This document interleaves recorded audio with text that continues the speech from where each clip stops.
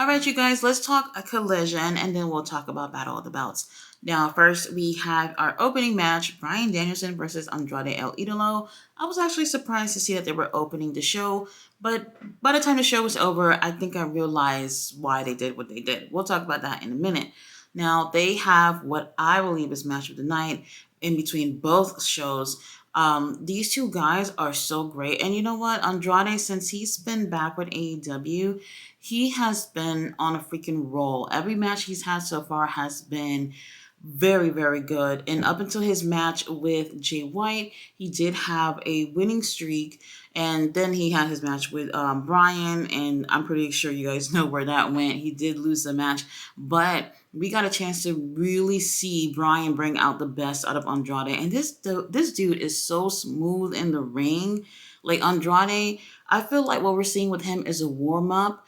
And if AEW can really get him in a strong storyline, this would be a really good thing for Andrade. Now, Bryan does take the win. And after that, he's celebrating and the lights go off. And I'm just like, oh, technical difficulties once again. No, it wasn't. The lights come right back on. And there is Malachi Black. Holy shit. Like the whole place just went so crazy for seeing Malachi. I was so surprised to see him as well. Now he attacks Bryan. And right before Wheeler Yuta and Claudio can get in that ring, the lights turn back off and Malachi is gone. I could not believe it. Now, I'm not going to lie. The whole CM Punk thing really was an issue for me. And the fact that we'll never probably ever see Malachi Black versus CM Punk definitely is something that that hurts my heart. But Malachi versus Bryan, now that I definitely want to see. Take my money, AEW. Up next, we had back-to-back squash matches, and I'm just like, Tony Khan, this is Collision. This is not Rampage or Dynamite. We don't need this type of energy over here. So the first match we had was with Sky Blue versus Hollywood Hailey J. She was the one from the OVW documentary called Wrestlers on Netflix that I was talking about a few weeks back.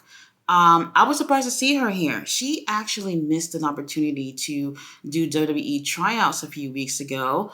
So I guess here she is in AEW trying to get her face put out there. So I guess that's great for her. But this match definitely felt unnecessary. Obviously, Sky Blue takes the win. Now, after that, we do have the Guns versus the Outrunners. And I do like the Outrunners, but they're pretty much there jobbing every week.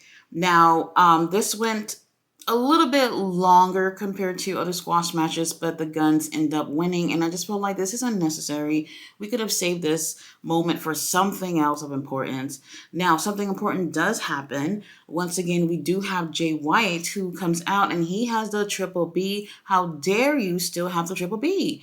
Now, they're celebrating in the ring for the Guns win, and then the lights go off again. And I'm just like, holy crap, is House of Black getting paid by the appearance or what? Now, on the screen, we see the double mask again, and everybody's shouting MJF, MJF. And I'm just looking, and this mask figure doesn't say anything, just looks at a reflection of himself, and then the camera goes out. And Bullet Club Gold, they're looking a little spooked out. They don't know what the hell is going on. And personally, I have analyzed this whole thing. And I'm just like, I've spent countless hours of my life staring at pictures of MJF. This is not MJF. And I know this, even with a mask on. I wonder who it could be. Now, honestly, I think that at some point that maybe MJF might pretend it was him. But ultimately, what we've been seeing with this masked person, it's not him. Definitely not. All right, you guys. So the Memphis Street Fight with Eddie Kingston versus Jeff Jarrett. We also have Dave Brown on commentary. So that was very nostalgic to have him on commentary. Wow. So since some time have passed, I definitely calmed down from that foolishness.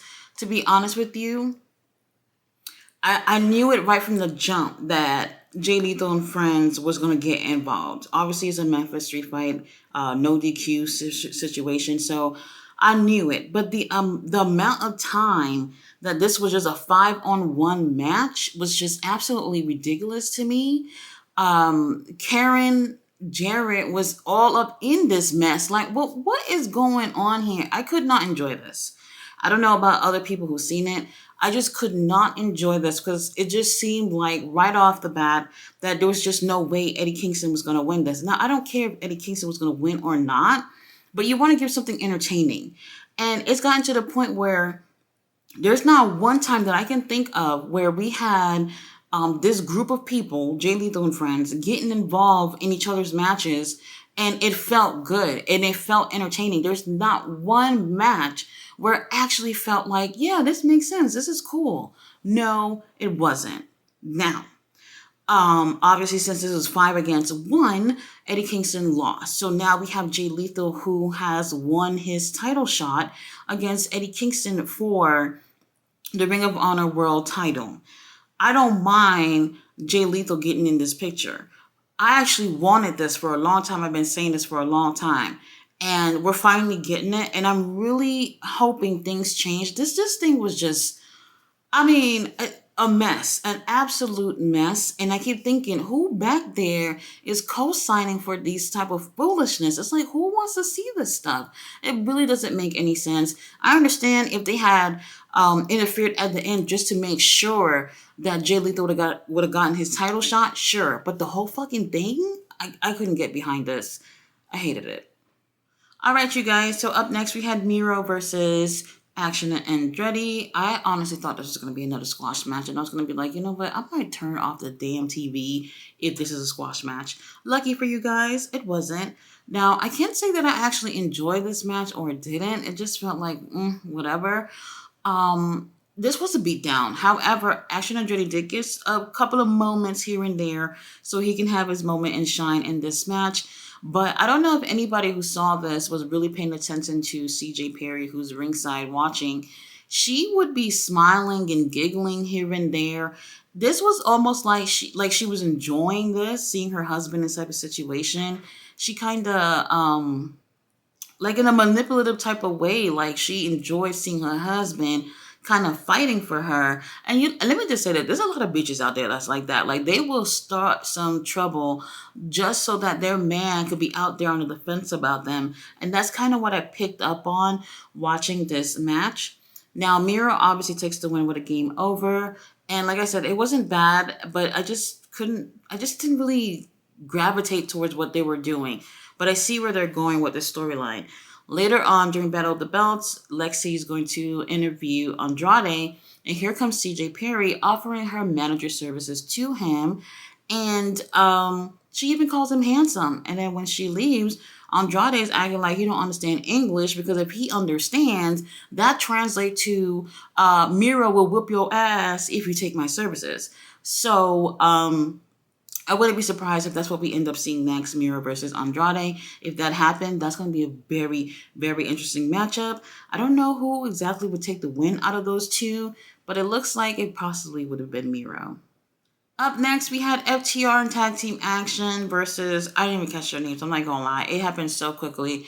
Now, after a couple of hits in this match, the lights go off. And I'm just like, is technical difficulty, or B, House of Black, or C, MJF? Who knows? Now, once the light comes back on, it is Malachi Black. But this time, he's not alone. House of Black is with them. And it's a 3-on-2 assault. And I am just like, holy shit. Yes, a night of terror from the House of Black. I can dig it. Now, honestly, I'm wondering, like, what was the point of them attacking different people? But later on in the night, I think we get a little bit more of a clear answer with the main event. And honestly, I'm liking the vibe that we're getting with House of Black tonight. It was cool. All right, you guys, main event time. We had Big Bill and Pretty Ricky Starks versus Wheeler Yuta and Claudio Castagnoli. Now, right off the bat here, you can see the inexperience with Big Bill and Ricky as a team. So I guess they come up with a strategy where it's like, we're going to keep Wheeler Yuta in this match for as long as possible. So they keep him up in the ring for like 10 minutes or so before Claudio gets a chance to come in. Now, Obviously, Wheeler Yuta and Claudio have some experience with each other in the ring. So in this match, I felt like they looked better in terms of a team. So everything seems to be looking like perhaps it's possible, maybe if we prayed on it, that Wheeler Yuta and Claudio might have taken the win. And just when it seemed like that could have been possible, we had interference, you guys. House of Black has struck again and attacked Wheeler and Claudio. Now, Ricky Starks does take advantage of that and goes for the pin on Wheeler Yuta for the win, retaining the AEW tag titles.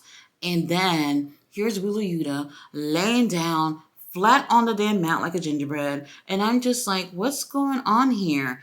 And here's House of Black creeping up in the ring, and Ricky Starks and Big Bill are on the other side of the ring. And I'm just like, Ricky, Bill, are y'all just going to get the hell out of here? Because y'all might be next. Now, what ends up happening here is House of Black, they attack Wheeler Yuta, and Claudio comes in to help Wheeler Yuta, but he gets attacked too, and Ricky decides, well, I might as well join him. So he joins in too. I don't remember if Big Bill was attacking like at first, but Ricky just seemed to be really all up in the attack himself. Now, here comes Bryan Danielson to come out to help. Then we had FTR coming out to help. And all hell has broken loose. Everybody's throwing blows. And I am just so excited about this. Now, just when you thought it couldn't get more exciting, here is our savior, Jon Moxley, coming out to help. And I could not believe it. Everybody was so excited. He obviously makes his entrance like he normally does, but a little bit quicker this time to the ring so he can help out his friends. Now, him coming out there kind of was like a game changer. And we do have the heels that end up retreating from the ring. And then here we have, they're like House of Black, Billy, and Ricky, they're standing there. And they kind of made agreement to go back inside the ring. However, last second, House of Black decides, nah, we're not going to do that. But Ricky goes in by himself. And I'm just like, holy shit. Even Big Bill was trying to get him, but he was too late. They would not let him get Ricky out of that ring. So what ends up happening is that Claudio does a big swing. When I say a big swing, I mean like it was a minute long, I counted, on Ricky. And I know Ricky probably needed help walking to the back because I could not imagine being swung around for a whole minute. Not only was he swung, we had Cash Wheeler who was jumping over Ricky as if it was a jump rope or something. It was absolutely fun and I really enjoyed it. I love when the show ends off on this type of chaos.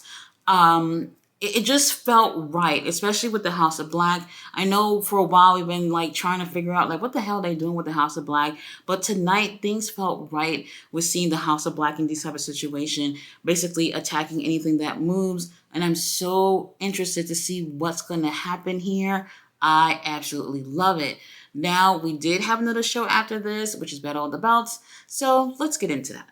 Of the belts, we started off with the ending of Collision. So all the boys are still in the ring. Well, BCC and them were still in the ring. And once Orange Cassidy music started, now they're going towards the back. Now, here's Orange Cassidy walking around with that backpack, acting like he big and bad, and go and bump onto Moxley's shoulder. When I say bump, I mean like he could have thrown Moxley off the damn stage if he wasn't so scrawny. Now, then here is Moxley. He is pissed the hell off. He starts shoving him and even shoves him into the camera. And then we had all the BCC members getting up on his face. And I am like, holy shit. Are they going to fight and we just going to forget about John Silver? Now, what ends up happening is that the referees and them keep them away from each other. And BCC goes to the back. And Orange Cassidy ends up having his match with John Silver. I didn't really care for this. This was decent, but it's like, there's once again, with the lack of stories, kind of takes away from people being excited for these matches. So I didn't really care. Alex Reynolds did get involved though. He took the international title and he hit Orange Cassidy in the head with it, but that was not enough to keep him down. So he did count out at 2, whatever. I'm just gonna be honest.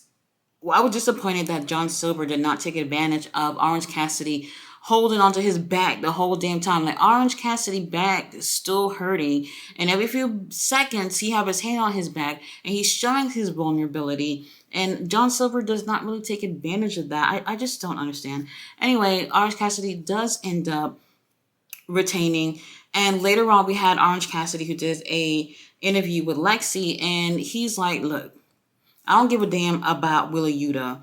But the rest of y'all BCC members, y'all are putting your nose in my business. So since you want to put your nose in my business, how about Brian and Claudio versus me and Kazuchika Okada?" And I was like, "Okada, y'all got him out of the damn country for this?" I could not believe it. So definitely, I'm hoping that's going to be the main event for next week on Dynamite. So that right there made me feel excited. Obviously, we do have some issues with Okada and Bryan since the Forbidden Door 2 pay-per-view. So I want to see how things unfold with that. Either way, that match, I don't really care about it. Up next was a match I didn't even realize we were getting. We had Samoa Joe versus Tony Nese, and the Ring of Honor TV title was on the line. I think they did this so that they could remind us that the TV title is still around, since we have not seen this thing be up for grabs in a very long time. Now, Tony Nese comes out first, and he is saying that he wants to have everyone do the group training with him. Samoa Joe has no time for that, so he comes out there, interrupts before the training can actually start, and he pretty much get things done in a squash match. And honestly, I did not like this at all. Now, Samoa Joe obviously retains his title, and after the match, he calls out our homie MJF and let him know that, hey, I'm still coming after the AEW World title. I'm liking what's going on with the world title thing, because it feels like this title is being sought after by so many people, and it makes the title feel important again. I like that. However, the Ring of Honor TV title, if you're not doing anything with it, what's the point? Samoa Joe, I forgot how many days he had it, but in 12 more days, he's going to be the longest reigning TV title champion, beating Jay Lethal's record. I just don't know how I feel about it, so I'm just going to skip. This match is definitely skippable, but I like how we have Samoa Joe putting MJF on notice. All right, up next, we had the TBS title, Chris Statlander versus Willow Nightingale, and I actually enjoyed this match. Now, Chris Statlander, she's still got a lot to do to grow on me, but I have been enjoying her these last few weeks. She's been doing pretty great in the ring. Willow Nightingale, I enjoy her too. It took a while for her to grow on me, but I definitely recognize that she's been making a lot of noise in the wrestling world. Now, with this match here, she has one of her eyes with the dramatic makeup, which is what she's been doing before. And throughout the match, Tony Schiavone kept saying that Willow is being more aggressive than usual. And I'm just like, bro, no, she's not. Like, she's really not. I know they're trying to play off of her character possibly turning heel with Sky Blue, but I did not see anything aggressive from her. Maybe things did get sort of aggressive towards the end, because let's face it, the TBS title is on the line. If you're not going to be aggressive to get some gold on your fucking waist, then I don't know why you in the ring, okay? Now, while I did enjoy this match, I really do think that Chris Statlander got a lot of work to do in the personality department, and I would like to see that translate in the ring and outside the ring as well. However, after trying a Saturday Night Fever on Willow, she didn't get it, so she ends up winning the match with a 450 splash, which was interesting because I don't think I've ever seen her use that as a finisher in any of her matches. So she wins that way, and she goes to go shake Willow's hand, but here comes Sky Blue stopping her and is basically telling Willow, don't touch this bitch, like she's not your friend. However, Willow is not listening to Sky, and she ends up shaking Chris Statlander's hand. So I'm just like, okay, that's very interesting here. Is it that we're seeing that Sky Blue is the only one that's going to end up turning in the situation, and maybe Willow is resisting? Possibly because when you look at both of their eyes, you can see Sky Blue got that dramatic makeup on both eyes, but you see Willow with the makeup on only one eye, so maybe she's probably not as an advance in terms of getting into this heel turn. It's really interesting to see, but I do hope the story picks up like a lot in the next few weeks. But I really did enjoy this match, so great job to Willow and Chris Statlander. These girls are doing really great. All right, main event time. We had the trios title on the line. The Acclaim and Daddy Ass versus Angela Parker, Daniel Garcia, and Matt Menard. I'm not gonna lie, I didn't really care about this, but I was interested to see like what was gonna be the dynamic with Daniel Garcia's team and if he was gonna stop doing that dance. Now, when he does come out with his team, he's about to dance to his theme song, but then the group is looking at him and he decides, you know what? I'm not going to do it. I'm not a dancer anymore. I am a pro wrestler. Wait, no, a sports entertainer, whatever he's calling himself nowadays. Now, this match, I didn't, I don't know. It was just all right at this point. Um, Interesting enough, we have Daniel Garcia who is resisting to do this dance, but here and there he's like kind of getting ready to do it, and his partners are definitely not with it at all. And I'm just like, you know what? I really don't think it's a big deal if he does this stupid dance. Now the match continues, and honestly, it's really down to Daniel Garcia to take the win, and he's on a roll with Max Caster in the ring, and it almost looked like there's a little bit of trouble for the trios champions. But then here comes Daniel Garcia doing that stupid dance, and everybody is enjoying it. And unfortunately, with that little distraction, that has the Acclaim go in and take advantage and take the win. And after the match, you see his teammates are all looking so disappointed. And I'm pretty sure there's going to be some type of group meeting next week on Dynamite. Either way, I'm pretty sure no one thought that the title was going to change hands. But either way, I don't know. I just didn't really care about the match here. But every time I see Billy Gunn in the ring, I am absolutely amazed. This man is in great shape and he's doing so well in the ring. I love it. Guys, thanks so much for watching my review. I can't wait for Dynamite. So I'll see you then on Wednesday. Bye.